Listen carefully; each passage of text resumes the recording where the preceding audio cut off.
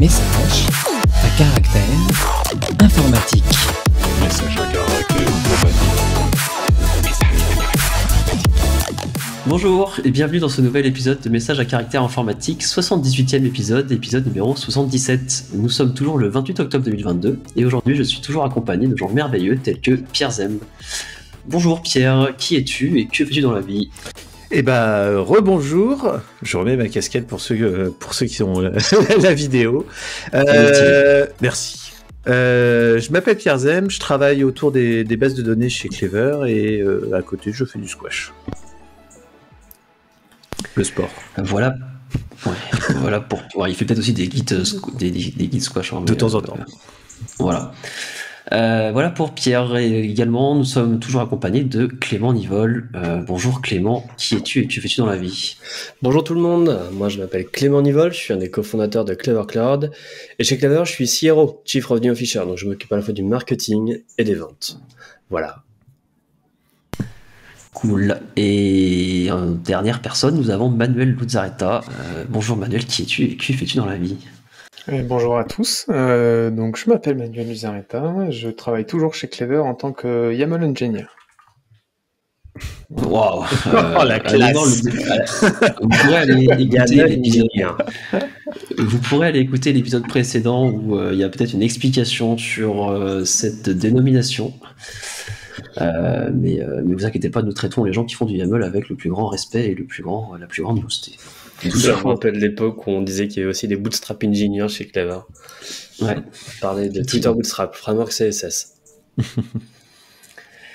Sur ces belles paroles, commençons l'épisode par le premier lien, qui est un lien de presse que nous avons sorti. Alors du coup hier pour nous, mais ça va faire à peu près une semaine pour vous qui nous écoutez. Tout à fait. C'est une bonne nouvelle en fait que Clever Cloud a été ravi d'annoncer cette semaine. C'était qu'on a été sélectionné pour intégrer ce qu'on appelle le DeepNum 20, donc le DeepNum 20 de la French Tech. C'est une catégorie en fait de la French Tech pour mettre dedans tous les lauréats qui font un peu de la techno un peu avancé. Donc dans ces catégories-là, il y a du cloud évidemment avec nous, mais il y a également de l'IA, il y a du machine learning, il y a plein de choses comme ça qui sont super cool. De la robotique aussi, j'ai vu pas mal de choses. Il y a une majorité en fait de startups qui viennent de la région Île-de-France, mais il y en a quand même pas mal qui sont en région et ça fait plutôt plaisir à voir. Et nous on a été donc du coup la seule société à intégrer en fait la verticale cloud du DeepNum 20. Voilà. Quand tu dis il y a beaucoup de gens qui étaient aussi en région, c'était en province. Oui. Les provinciaux, ouais, voilà. Ouais. C'est trop dur. Ah non, t'es dur. Non, attends, faut pas dire ça. On dit plus province, on dit en région. Ouais. Et ouais, c'est trop cool. Le DeepNum 20, ça va nous permettre en fait d'avoir accès à des référents dans les cabinets ministériels. Si on a des sujets à voir avec eux en particulier, ça nous permet d'avancer un petit peu plus vite. C'est comme si on avait un guichet unique dans ces ministères, si on doit faire avancer un sujet sur les télécommunications par exemple, ou si on doit faire avancer un sujet sur, je sais pas moi, l'économie, ce genre de choses. Voilà, donc, c'est super intéressant et on a hâte en fait de pouvoir commencer à travailler avec la French Tech. Voilà. Bah, top. Cool. Ah oui, c'est cool. Ouais. Est-ce que vous avez des choses à dire sur le sujet, Pierre et Emmanuel, ou C'est une excellente nouvelle. Ils n'ont pas encore vu tout ce qu'on a en préparation. C'est pas oui, c'est sûr.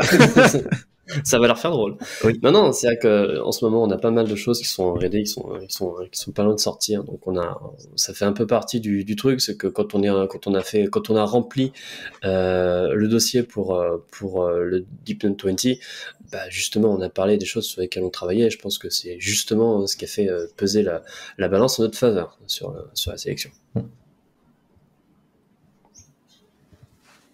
Trop cool.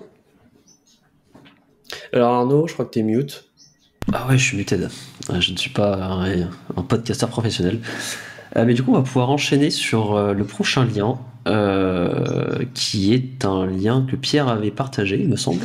Oui, c'est un lien vers un tweet qui montre en fait l'évolution des classements des bases de données. Alors il y a un site qui s'appelle DB Engines qui essaye de faire un classement des bases de données en fonction de la popularité, des téléchargements, de l'utilisation, des questions sur Stack Overflow. Enfin, ils essayent de prendre différents, de compiler une sorte de classement qui reflète plus ou moins la réalité.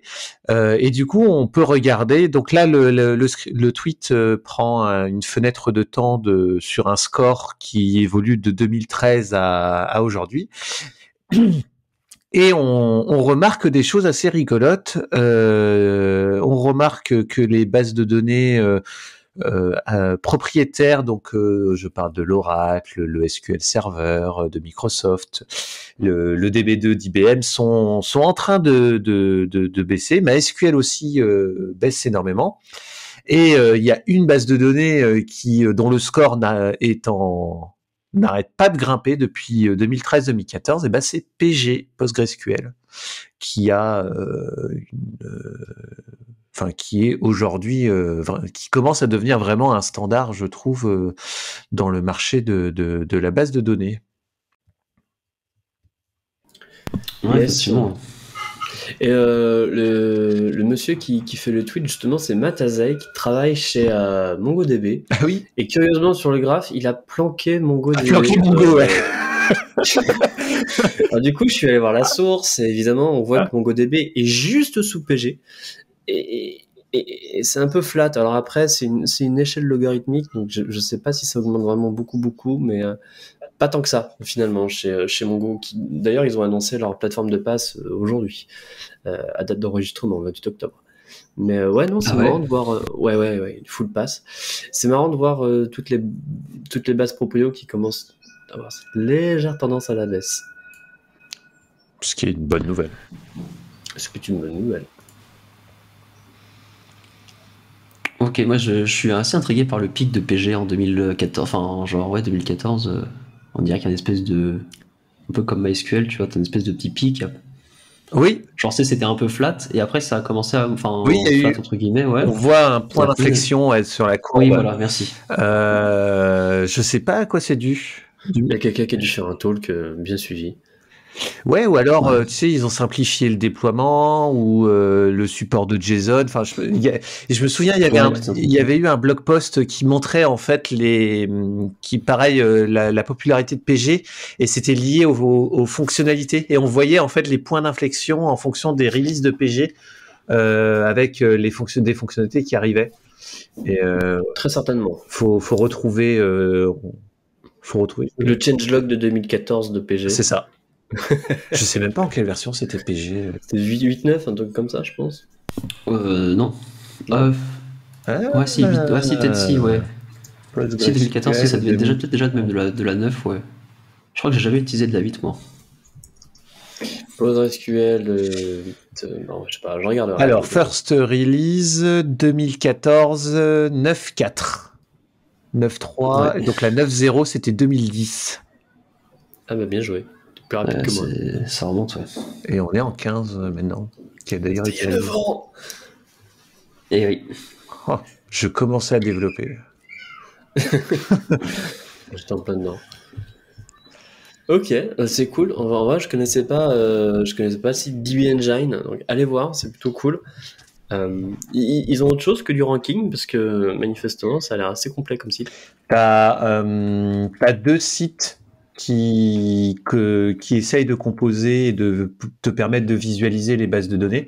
T'as DB of DB, donc la base de données des bases de données, qui te donne vraiment un Elasticsearch sur lequel tu peux chercher les bases de données par fonctionnalité, tu vois, en mode vraiment recherche ES, tu vois, où tu dis, bah voilà, je cherche une base de données avec telle propriété, ça te permet de chercher.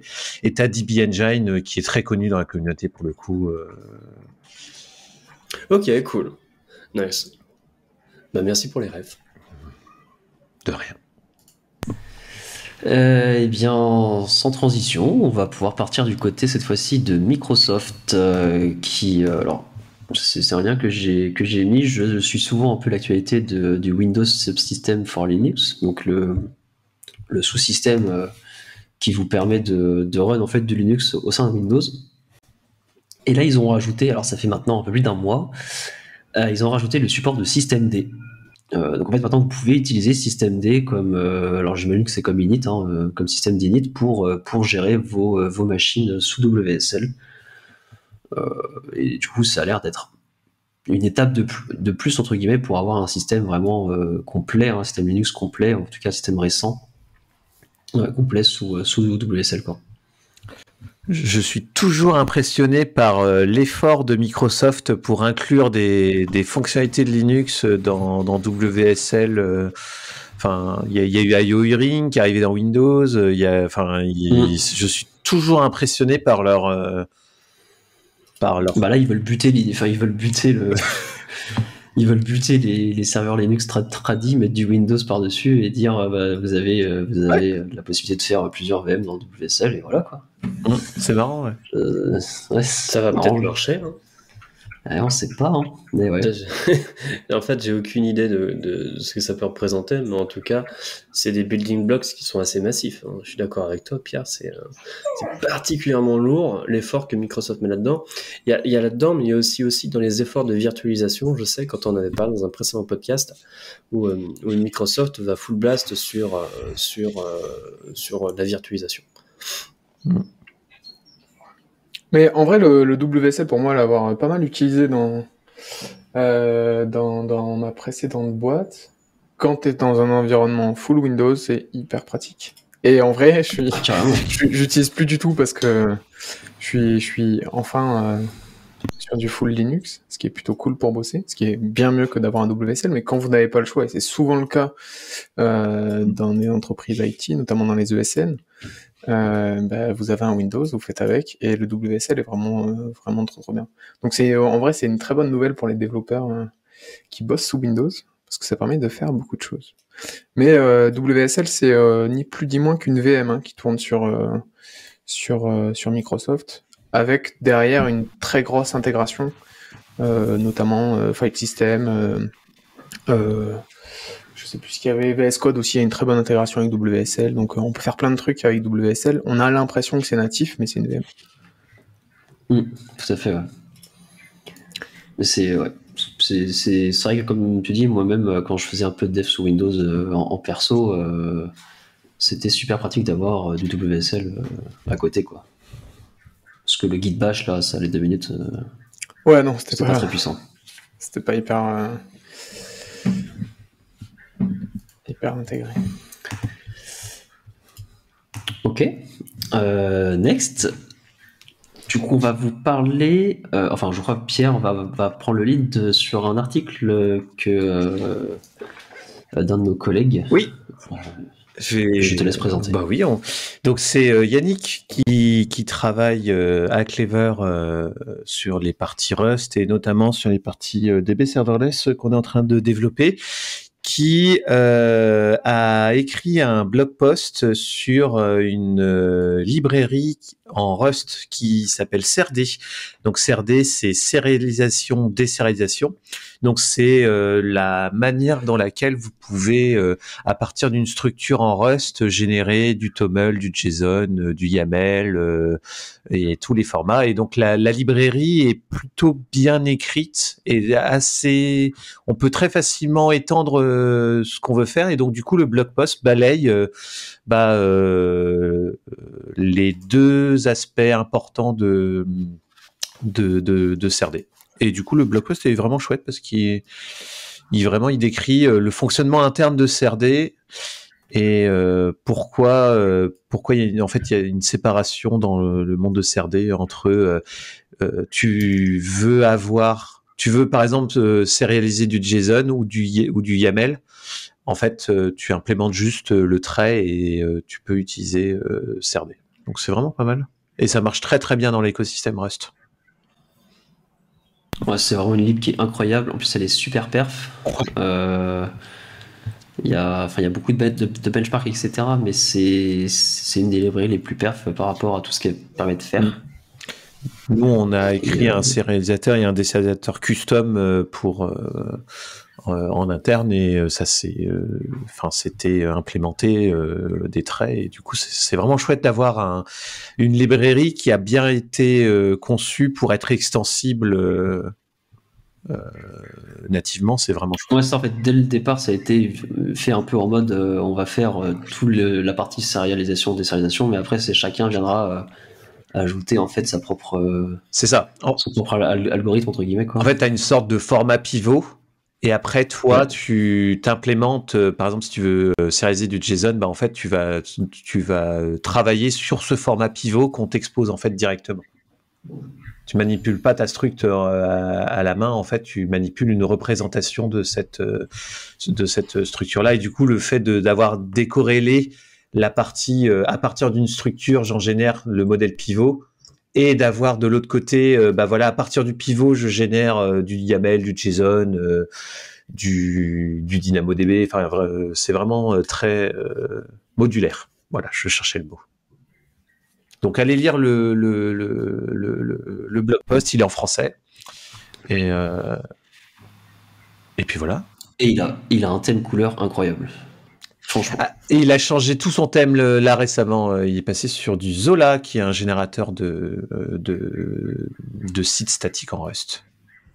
Je trouve ça super bon. Et un petit bouton lumière jour incroyable.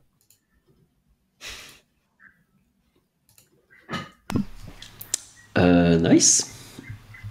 On va pouvoir passer au lien suivant où on parle c'est Clément qui va nous en parler, pardon, mais on parle de Elon Musk, des Tesla Engineers et de Twitter. D'ailleurs, qu'il a officiellement racheté aujourd'hui. C'est une bonne non. Ah ouais. Quel spoil. Ah bah,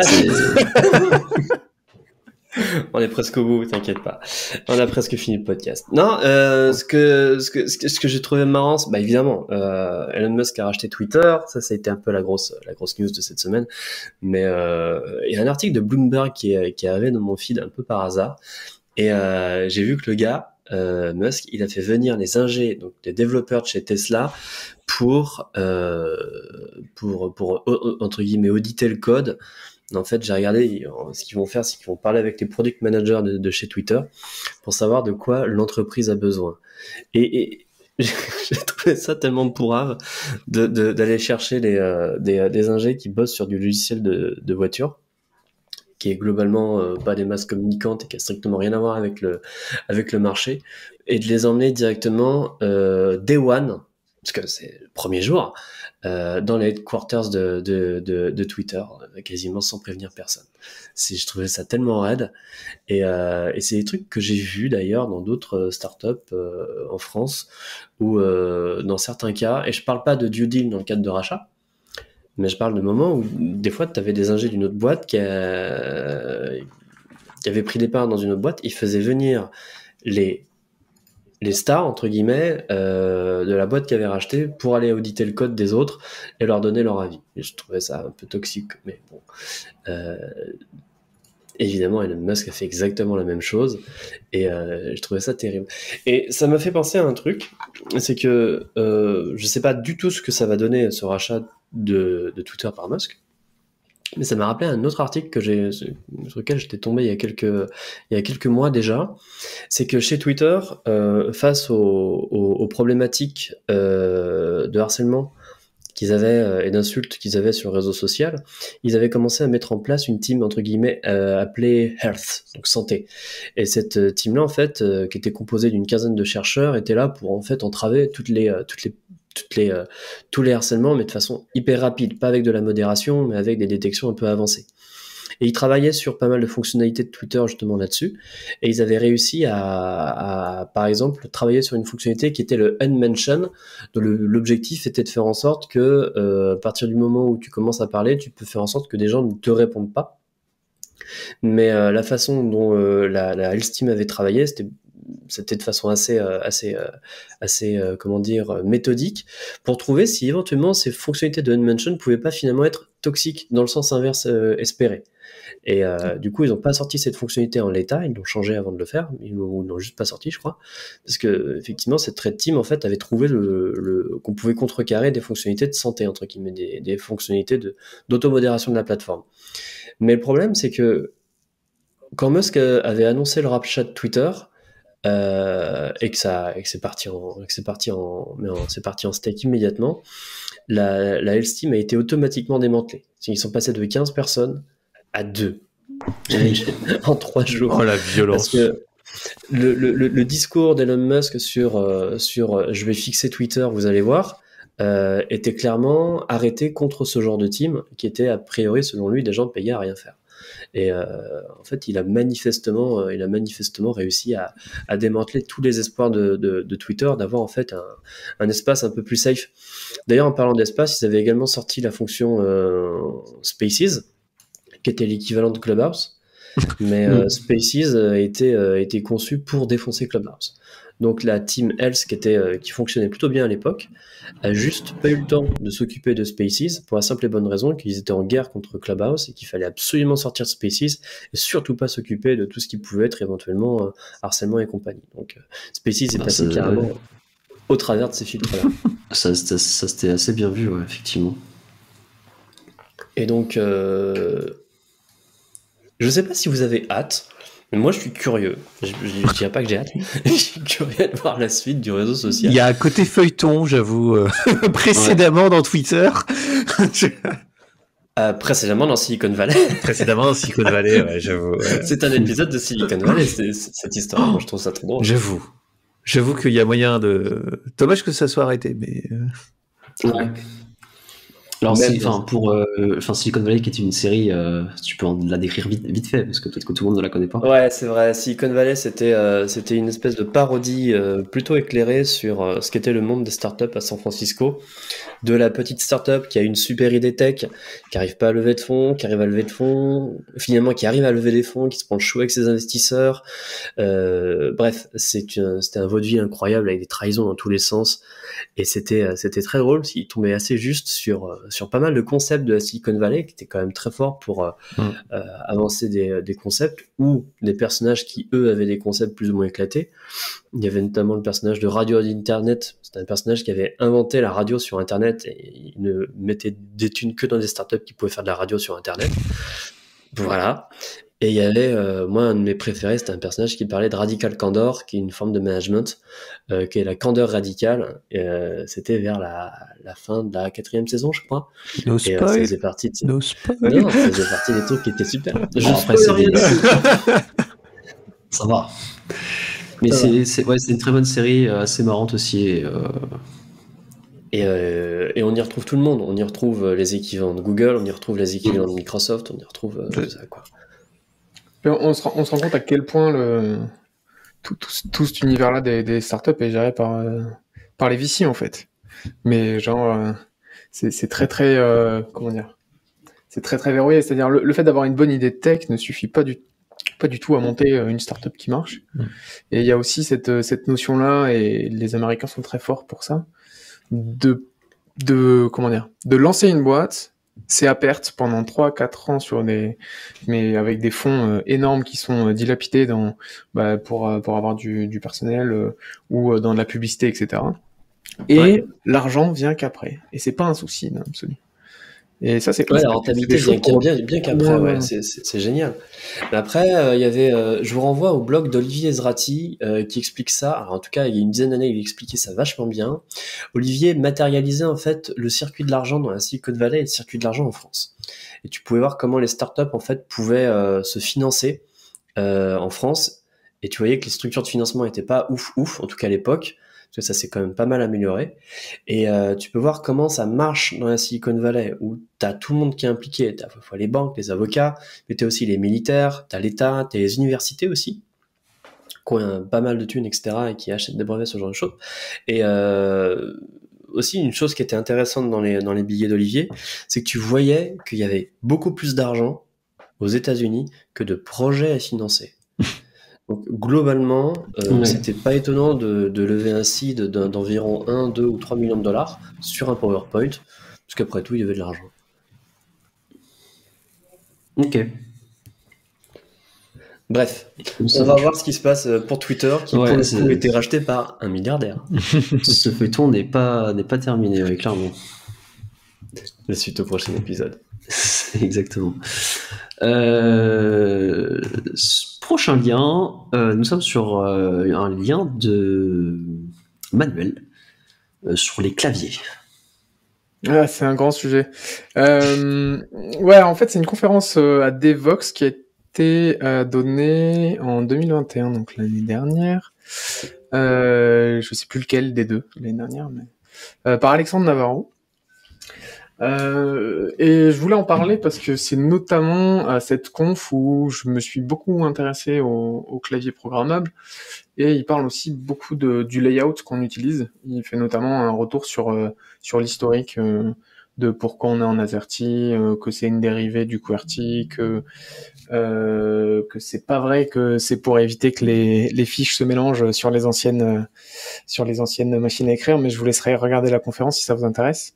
Mais du coup, cette conférence-là est hyper intéressante parce qu'elle pose pas mal de questions sur la manière dont on utilise nos claviers et la manière d'augmenter notre productivité, à la fois par des opérations qu'on fait très très souvent et qui sont en fait finalement assez coûteuses en temps, même si c'est infime sur le moment présent. C'est-à-dire qu'il y a beaucoup de gens qui ont l'habitude notamment d'utiliser la souris pour faire énormément d'opérations. J'en fais d'ailleurs partie. Et ces opérations-là prennent pas mal de temps, mine de rien.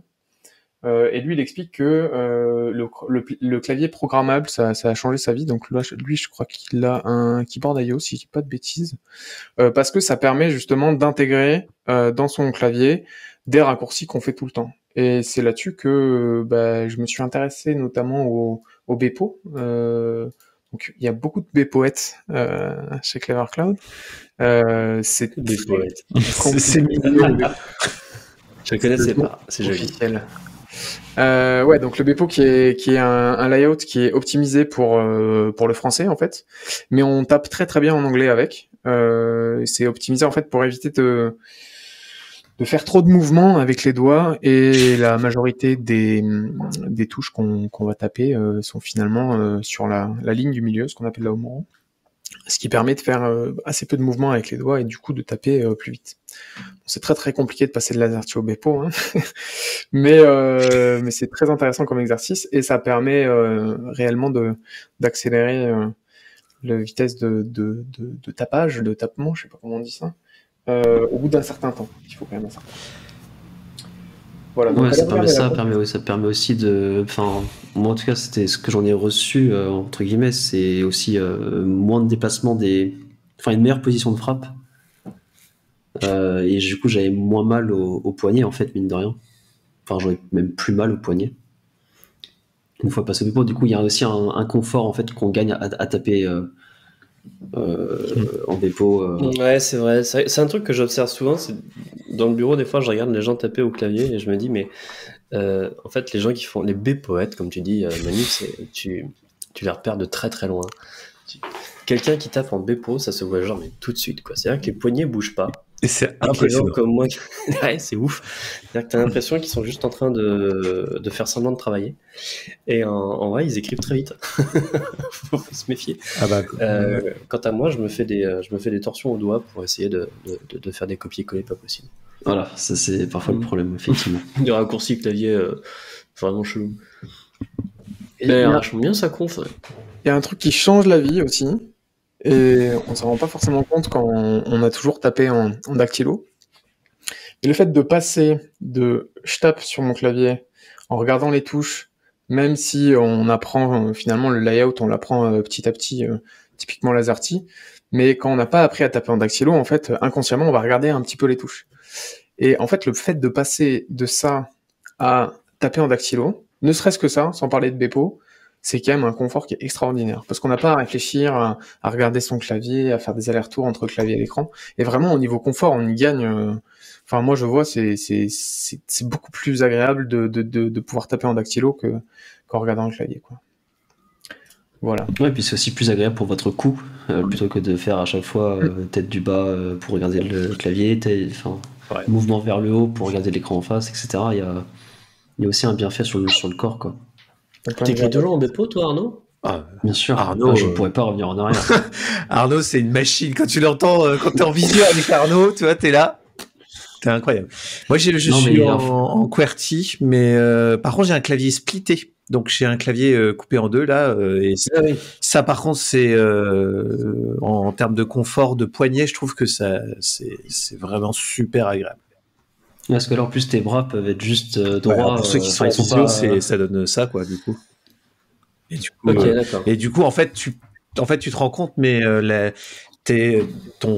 l'orientation de ton clavier, du coup, suit tes mains, en fait. T'es jamais comme, si tu te prends sur un clavier qui est droit, bah, du coup, t'as toujours les poignets tordus, en fait, et tu te rends pas forcément compte. Carrément. Ouais, j'imagine. Toi, Manu, t'as commencé à faire ton apprentissage un petit peu ou pas du tout? En Bepo? Ouais. Ouais, alors justement, moi, suite à cette conf, je me suis dit, je passe au clavier. J'ai tout changé. Donc, non. J'ai tout changé, c'est-à-dire que je me suis lancé à acheter un clavier programmable, donc je vais pas faire de pub, mais c'est un clavier splitté aussi, comme Pierre. Du coup, je me suis dit que je voulais absolument taper en dactylo, donc je l'ai pris. Les touches sont pas visibles, en fait. Donc c'est-à-dire que c'est que des touches blanches, ce qu'on appelle. Donc j'ai pas les caractères qui sont imprimés dessus.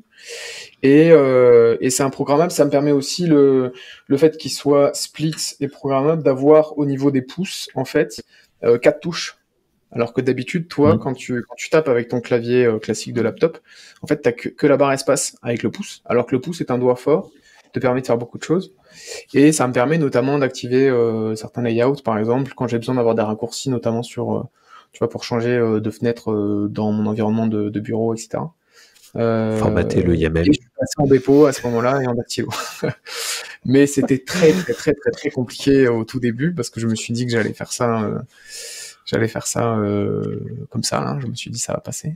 Mais c'était très, très compliqué au début de tout changer d'un coup. Mais bon, ouais, j'imagine. C'est très, très bien. Et ça me fait penser à un truc. Je me suis toujours dit, c'est quoi la courbe d'apprentissage pour aller vers du Bepo? Et à partir de quand c'est entre guillemets rentable? C'est-à-dire le temps d'apprentissage que tu as et les quelques microsecondes que tu vas gagner sur les quelques secondes que tu vas gagner sur un texte, quand est-ce que ça devient intéressant? Moi, je pense que le Bepo, faut l'apprendre dès le début. Si tu raisonnes en temps, alors c'est là déjà où on voit, je parle beaucoup, mais c'est là où on voit que on vieillit. Ouais, la courbe d'apprentissage est très dur. Enfin, moi, je vois là, j'ai 30 ans à peu près, et ça a été très compliqué au tout début d'intégrer les touches, alors que je pense que plus jeune, vraiment, le cerveau est plus plastique et c'est plus facile de l'apprendre. Ouais, je suis d'accord. Moi, j'ai essayé d'apprendre, j'ai abandonné. Je m'étais amusé sur plein de petits programmes. Si vous voulez vous mettre au Bepo et que vous avez envie d'apprendre, il y a une palanquée de programmes qui vous font faire des petits exercices pour repérer les touches. Parce que le but justement c'est d'y aller en... Comment tu l'appelles déjà? Clavaro, avec un K. Camaro? Clavaro, d'accord. Ouais. Mais juste pour rebondir sur ce que tu disais, c'est pas tant un gain de temps. Enfin, moi, ce que j'ai gagné vraiment. Alors oui, tu gagnes un peu en vitesse de frappe, mais c'est surtout ouais, ça dépend des gens aussi après. Hein, c'est comme tout. Il y a des gens qui n'arrivent pas trop à en gagner, d'autres parce qu'ils étaient déjà peut-être très rapidement, tu vois. Ou à chaque fois, je t'entends taper sur le clavier. Moi, je suis. Parce que mon micro est mal réglé, c'est pour ça. Mais du coup, non, enfin, ce que je veux dire, c'est que t'as aussi un bienfait physique en fait, mine de rien. Ouais, c'est surtout ça. En fait, on n'a jamais vendu le bienfait physique. Hein. On a toujours dit que c'était quand même plus naturel de taper ça sur le clavier. Mais de ce que je vois, ce qui est annoncé dans la conférence, c'est que c'est clairement aussi un gain ergonomique. Et c'est ce que vous avez les deux, carrément. Cool. Donc voilà, donc pour finaliser, si jamais vous vous souhaitez vous mettre à connaître par cœur votre clavier et à ne plus avoir mal à vos poignets ou à votre cou, essayez de changer de clavier / de layout de clavier. Prochain lien, nous partons sur une nouvelle release de Debezium. Alors, qu'est-ce que Debezium? Parce que moi, je ne sais pas. Ouais. Alors, Debezium, c'est un outil qu'on appelle de Change Data Capture. Donc, en gros, l'idée, c'est tu as une base de données. Tu manipules cette base de données-là via tes applications et tu as peut-être envie de pouvoir répliquer ce qui se passe dans ta base de données dans un autre système. Donc ça, soit tu fais du setup de leader-follower à la volée, ou alors tu veux peut-être te dire, en fait, je sais pas forcément que le système cible soit dans la même technologie. Tu veux peut-être avoir une stratégie d'analytique un peu plus forte avec du data warehouse, du Snowflake, tu veux sortir cette donnée-là. Et en fait, le CDC, c'est Change Data Capture. C'est globalement, tu te branches à une base de données, tu fais semblant traditionnellement d'être un follower, et tu viens pusher les événements dans Kafka, dans une autre PG, dans un produit SaaS d'analytique compatible, etc. Donc Debezium, c'est un outil vraiment qui te permet, en gros, ça transforme ta DB en quelque chose qui va cracher de l'événementiel sur lequel tu peux consolider, faire de l'analytique et découpler tes systèmes. Au lieu de passer toute ton architecture en microservices, ça te permet de mettre un pied dans l'événementiel et de découpler tes systèmes. Et du coup, ils ont sorti une nouvelle version, une nouvelle majeure, puisqu'on passe en 2.0, la 1.0 datée de 2019. Il y a plein d'ajouts. Je vous laisserai aller voir. Le seul warning, et c'est genre le premier changement, c'est marqué, c'est Java 11. C'est genre... il est temps de quitter Java 8 après. Oui. Et les autres, n'en parlons pas. Mais voilà, donc c'est compatible. Faites attention quand vous faites l'upgrade. Si vous êtes encore sur des vieilles versions de Java, c'est Java 11. Donc du coup, ça veut dire que vous pouvez faire du ZGC, vous pouvez faire plein de choses, mais faites attention lors de votre mise à jour. Ok, nice. On va bien jouer à eux pour la release. Donc. Oui, bravo à la communauté. Oui, pardon, je n'ai pas dit. Alors du coup, c'est open source, hein, c'est pas une boîte. Ouais, c'est open source. Ouais, c'est open source. Et par contre, t'as plein c'est l'outil par défaut du marché CDC. Et donc t'as des connecteurs pour tout. Tu peux même faire de l'Oracle, du Vitesse, du MongoDB, du MySQL, et du coup, c'est très complet comme tool. Un des seuls désavantages, c'est que c'est écrit en Java, donc du coup, tu te trimbales une JVM dans ces systèmes-là. Mais ça marche bien. Ok. Restons dans les releases récentes. Et là, cette fois-ci, c'est Flink. Ouais. C'est bien ça. Alors, qu'est-ce que Flink ? Qu'est-ce que Flink ? Alors, c'est un projet de la Fondation Apache qui permet de faire du traitement en streaming. Donc, en gros, l'idée, c'est que vous avez un flux d'événements qui est stocké dans un Kafka et dans un Pulsar. Vous avez envie d'appliquer un traitement en streaming, donc globalement, vous récupérez du JSON, vous faites une consolidation de ce JSON-là, vous le remanipulez, vous le reflushez.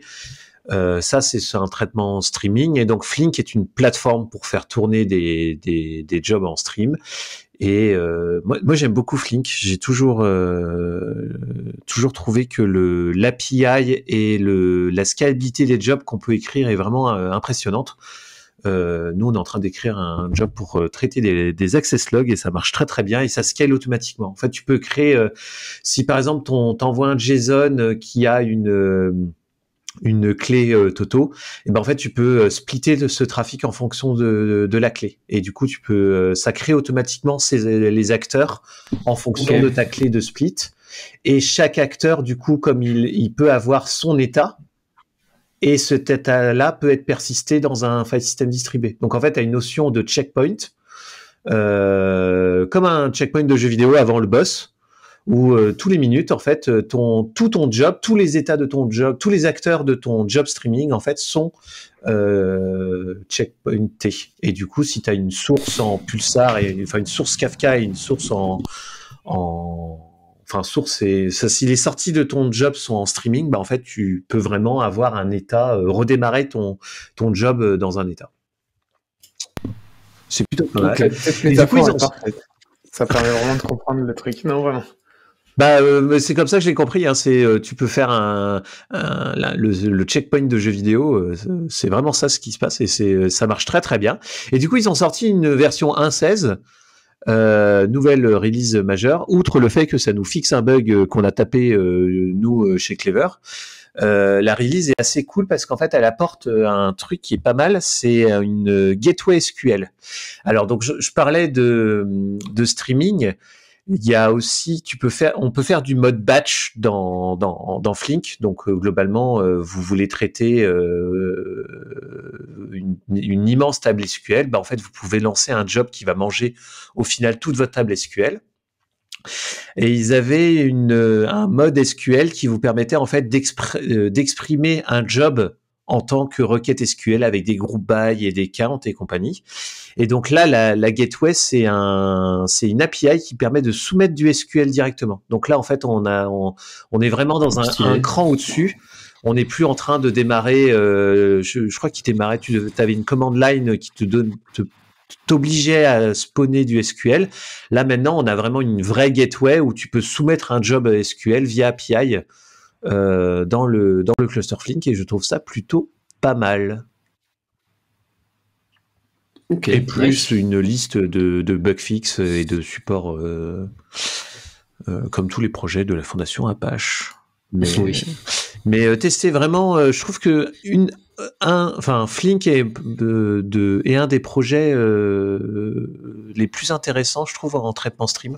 Quand on fait un peu de data, l'écosystème tend vers du Spark, mais le Flink est vraiment, je trouve, beaucoup plus intéressant technologiquement et comme plateforme pour investir du temps et de l'ingénierie dessus, pour le coup.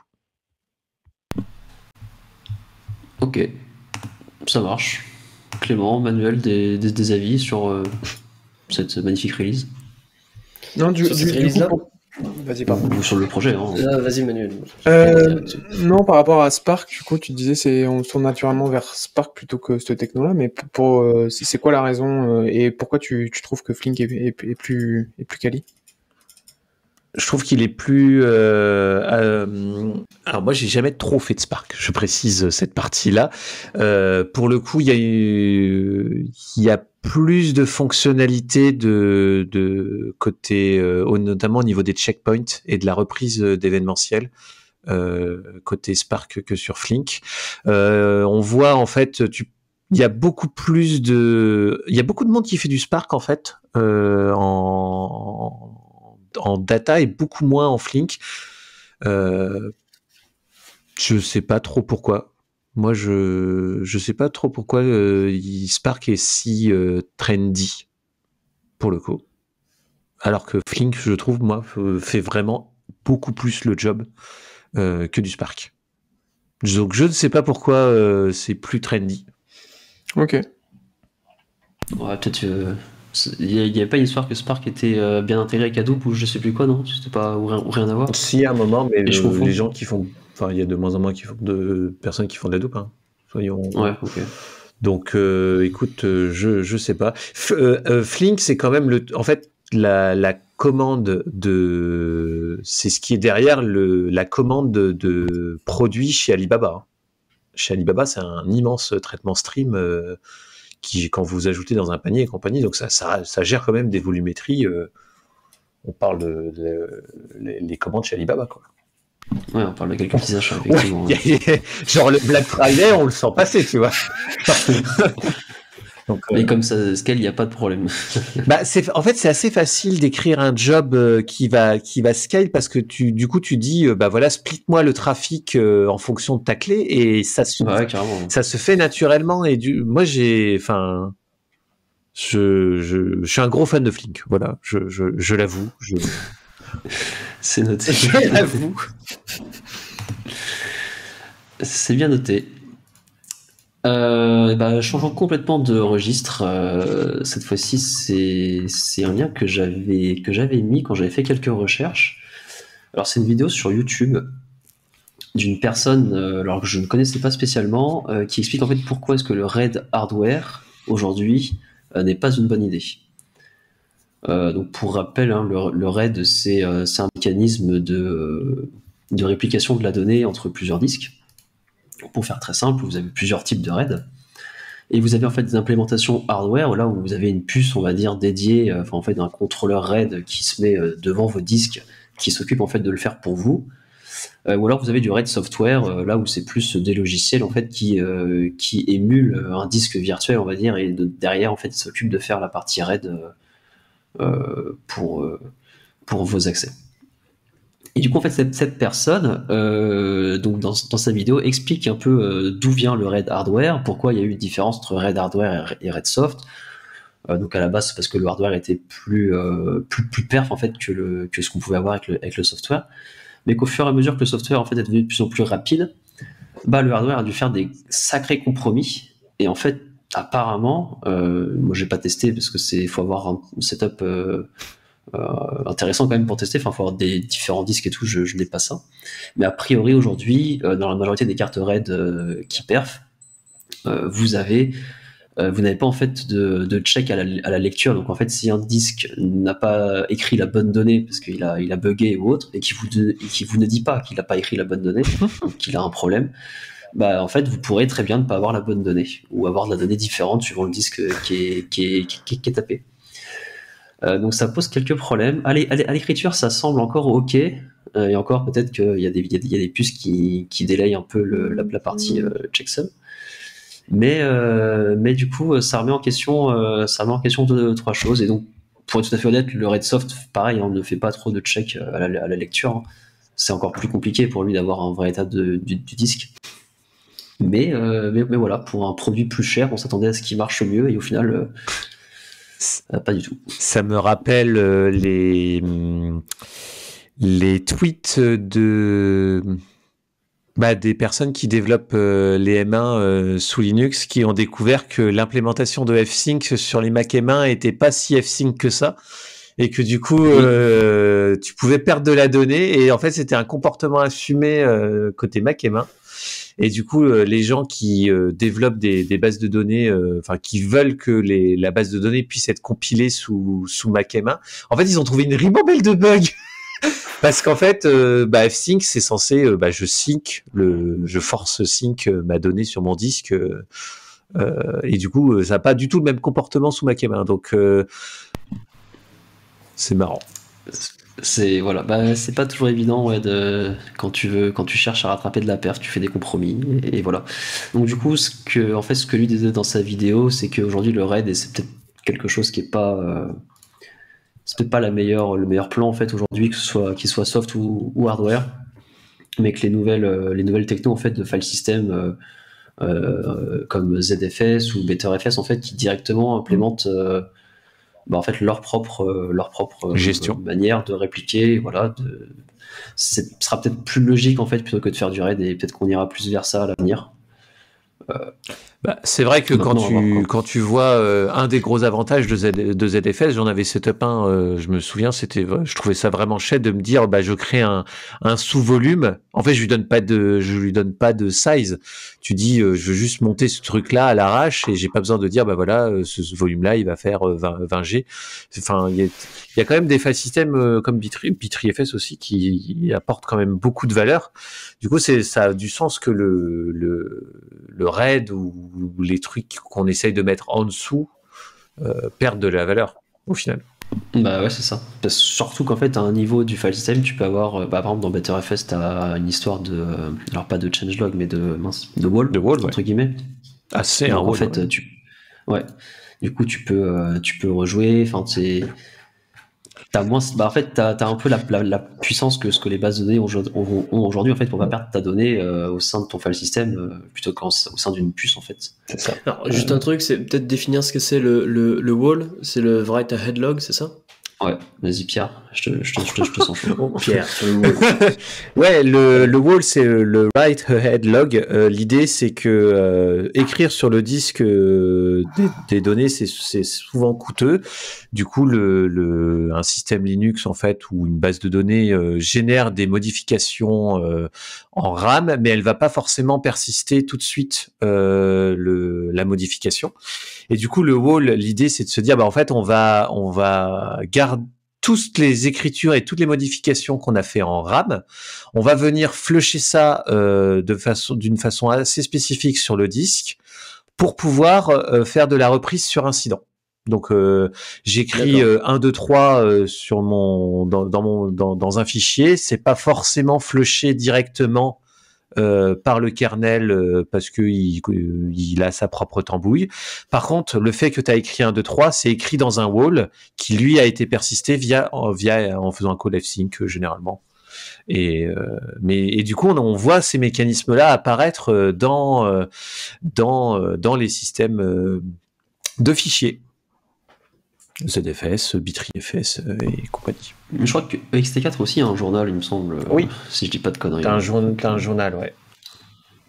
C'est différents noms, mais c'est la même idée. Oui, c'est la même chose. Ouais. C'est la même idée. La feature s'appelle comme ça. Bah, ouais, c'est ça. Enfin voilà, du coup, après cette vidéo, c'était un peu une révélation pour ma part de dire ah d'accord, c'est comme ça, c'est super. Donc voilà, si jamais vous faites du raid, je vous invite à la regarder, c'est vachement intéressant. Et on rappelle, le raid n'est pas un backup. Voilà. Il faut préciser. Cool. Manuel, t'as quelque chose à remonter sur le raid?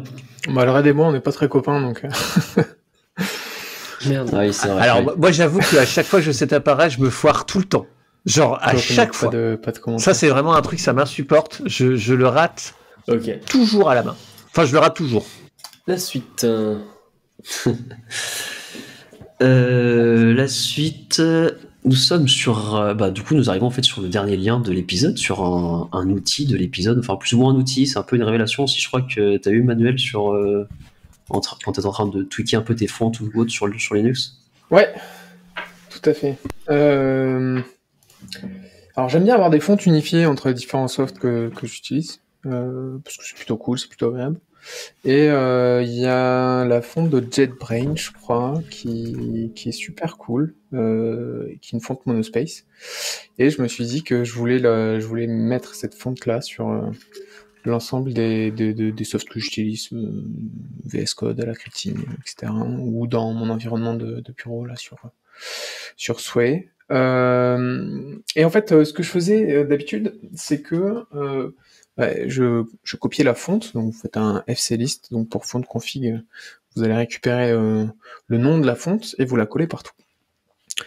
Et j'ai trouvé un truc qui est ouf et que en même temps j'imagine beaucoup de Linuxiens connaissent, c'est qu'en fait on peut piloter fonte config, donc à travers un fichier de conf qui est dans votre .config, pardon, dans lequel on peut dire je veux que la fonte de ma famille monospace, quand je demande du monospace, en fait, je vais préférer afficher, là dans mon cas, JetBrains.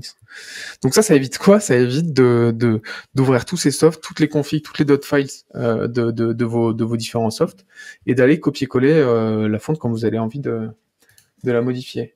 Et ce qui est hyper bien aussi, c'est qu'en fait, vous pouvez les accumuler. C'est-à-dire que typiquement, JetBrains Mono ne supporte pas les emotes, ou alors certaines, mais vraiment les plus classiques, ou les emojis.